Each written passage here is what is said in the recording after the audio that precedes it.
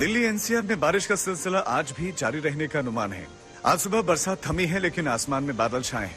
मौसम विभाग के मुताबिक अगले 3 दिनों तक मौसम ऐसा ही रहेगा। एक दिन पहले दिल्ली में जमकर बारिश हुई है, जिसकी वजह से कई जगहों पर ट्रैफिक जैम हो गया। मौसम विभाग के मुताबिक पश्चिमी विक्षोभ की वजह से उत्तराखंड, उत्तर प्रदेश और दिल्ली में बारिश हो रही है। हरियाणा में 8 अक्टूबर और 9 अक्टूबर को, जबकि यूपी, उत्तराखंड और पूर्वी राजस्थान में 11 अक्टूबर तक हल्की से मध्यम बारिश जारी रहेगी। उधर चक्रवाती हवाओं का क्षेत्रीय तटीय आंध्र प्रदेश और आसपास के क्षेत्रों पर असर बना हुआ है। यूपी के बलरामपुर में बाढ़ की स्थिति और भयावह होती जा रही है। बाढ़ के कहर से जिले में हाहाकार मचा हुआ है। जिले के पहाड़ी नाले और राप्ती नदी उफान पर है। राप्ती नदी का जलस्तर लगातार बढ़ता जा रहा है। सदर तहसील के सबसे ज्यादा गांव प्रभावित हैं। 100 से ज्यादा गांव पानी से घिरे हैं।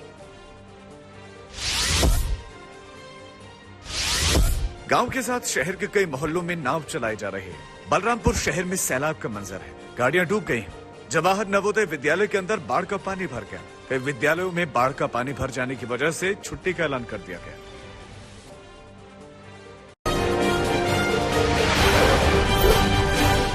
राजस्थान के भीलवाड़ा में तेज बारिश से जहां रबी की फसल को लाभ पहुंचने की उम्मीद है, वहीं खेतों में पड़ी खरीफ की फसल को भी काफी नुकसान हो रहा है।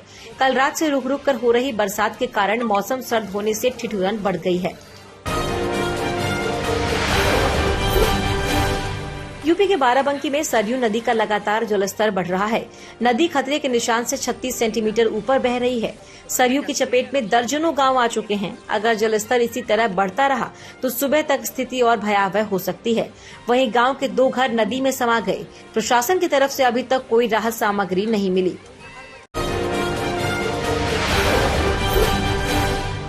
पीएम नरेंद्र मोदी आज से 3 दिनों के गुजरात दौरे पर हैं। पीएम मोदी इस दौरान 5 जिलों में कई कार्यक्रम में हिस्सा लेंगे। इन कार्यक्रमों में पीएम एक बार फिर राज्य को हजारों करोड़ की सौगात देंगे। पीएम मोदी आज दोपहर गुजरात पहुंचेंगे। इससे पहले प्रधानमंत्री ने सितंबर में गुजरात का दौरा किया था। पीएम अपने दौरे की शुरुआत मेहसाणा से करेंगे, जहां वो एक जनसभा को भी संबोधित करेंगे। महाराष्ट्र में शिवसेना पर अधिकार का मामला तूल पकड़ता जा रहा है। चुनाव आयोग के निर्देश के बाद शनिवार को उद्धव ठाकरे गुट ने याचिका दायर की।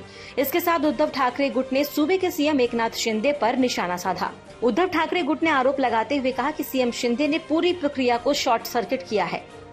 साथ ही कहा कि अंधेरी उपचुनाव का इस्तेमाल चुनाव चिन्ह मुद्दे पर तेजी से फैसले के लिए दबाव बनाने की आड़ में किया जा रहा है। भारत जोड़ो यात्रा कर रहे कांग्रेस नेता राहुल गांधी ने एक बार फिर बीजेपी आरएसएस पर हमला बोला।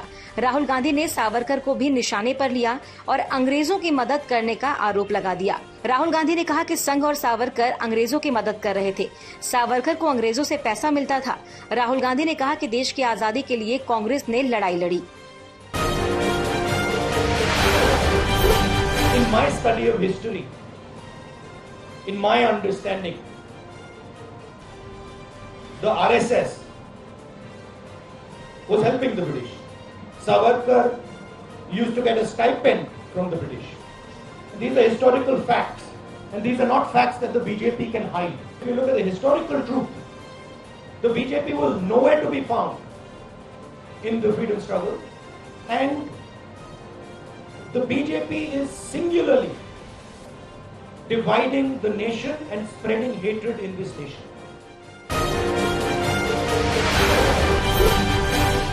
गृह मंत्री अमित शाह ने गुवाहाटी जनसभा को भी संबोधित करते हुए कांग्रेस पर हमला बोला। अमित शाह ने कहा कि कांग्रेस ने असम को आतंक लैंड बना दिया। गृह मंत्री ने कहा कि कांग्रेस के 70 साल के राज ने पूर्वोत्तर भारत को हिंसा और अराजकता की ओर धकेल दिया था, लेकिन अब प्रधानमंत्री नरेंद्र मोदी के नेतृत्व में बीजेपी की सरकार ने इसे मुख्य धारा से जोड़ दिया है। जब भारतीय जनता पार्टी को यहाँ सरकार बनाने की कोई संभावना नहीं थी और बहुत सारी दिक्कतें झेलनी पड़ती थी, तब आप सब लोगों ने भारतीय जनता पार्टी को आगे बढ़ाने का काम किया, एक बीज बोने का काम किया और आज मोदी जी के नेतृत्व में वो बीज एक वटवृक्ष बनकर पूरे उत्तर पूर्व को, पूरे नॉर्थ ईस्ट को छांव देने का काम कर रहा है।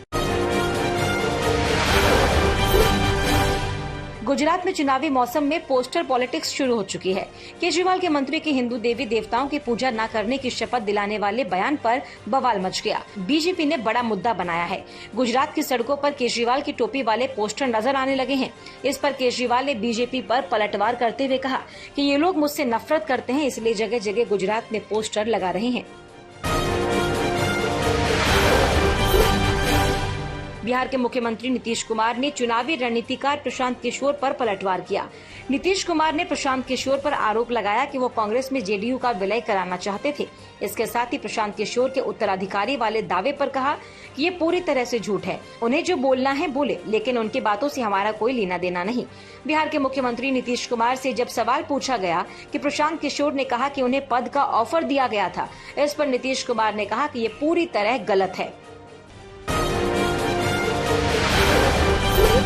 आपने उन्हें पद का ऑफर दिया था ना, गलत यार, इतना मत ढकेला करो मेरे ऊपर, कुछ नहीं है। उनको जो मर्जी बोलते रहे, हम लोग को कोई लेना देना नहीं। पदयात्रा पर क्या कहेंगे? तरह जान ही न गए भाई, हम तो दिल्ली में भी, पटना में भी करा दिए एक बार। हम क्या रोज रोज बोले? पदयात्रा पे वो मेरे साथ रहता था, मेरे घर में रहता था, क्या हम बोले? अब जिसको जहाँ जाना है जाना है।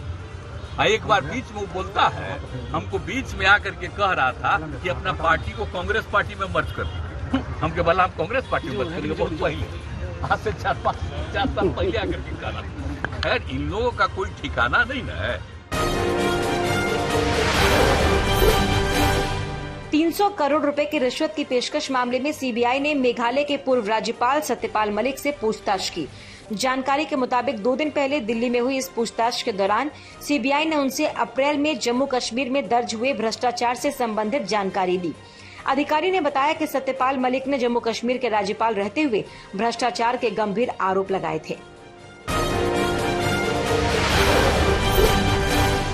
चंडीगढ़ में शनिवार को वायुसेना की 90वीं वर्षगांठ पर भारत का शौर्य दिखा। इस एयर शो में 84 फाइटर जेट और हेलीकॉप्टर मिलिट्री ट्रांसपोर्ट विमान ने हिस्सा लिया। चंडीगढ़ के सुखना लेक पर आसमान में गरज ने माहौल को देशभक्ति से भर दिया।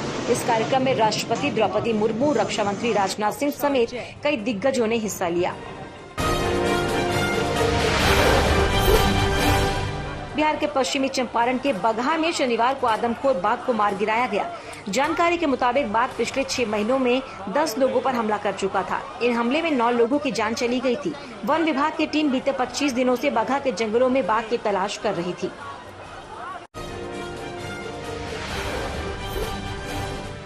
महाराष्ट्र के ठाणे से एक हैरान कर देने वाली घटना सामने आई है।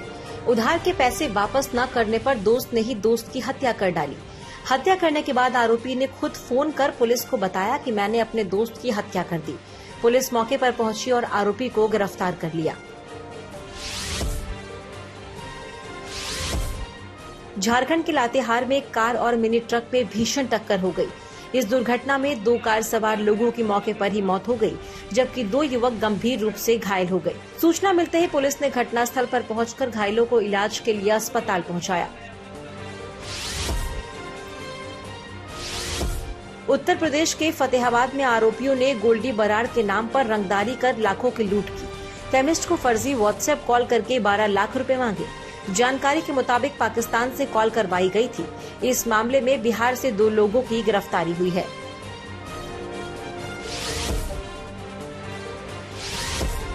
झारखंड के गढ़वा में बिजली गिरने से 2 बच्चों की मौत हो गई। इस घटना में कुल 5 बच्चे घायल हो गए। सभी बच्चे गांव के मैदान में क्रिकेट खेल रहे थे। उसी वक्त बिजली गिर गई। सभी घायलों की उम्र 15 से 18 साल बताई जा रही है। एम्बुलेंस नहीं मिलने की स्थिति में 2 लोगों को प्राइवेट वाहन में अस्पताल भेजा गया। 2 बच्चों की मौत इलाज के वक्त हो गई थी, जबकि 3 बच्चों की हालत अभी भी गंभीर बनी हुई है।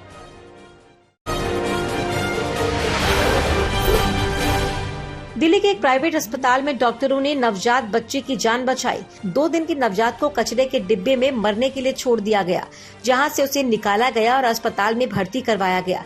नवजात बच्चे के लिए डॉक्टर भगवान बनकर आए। आज तक HD सबसे तेज, सबसे ज्यादा।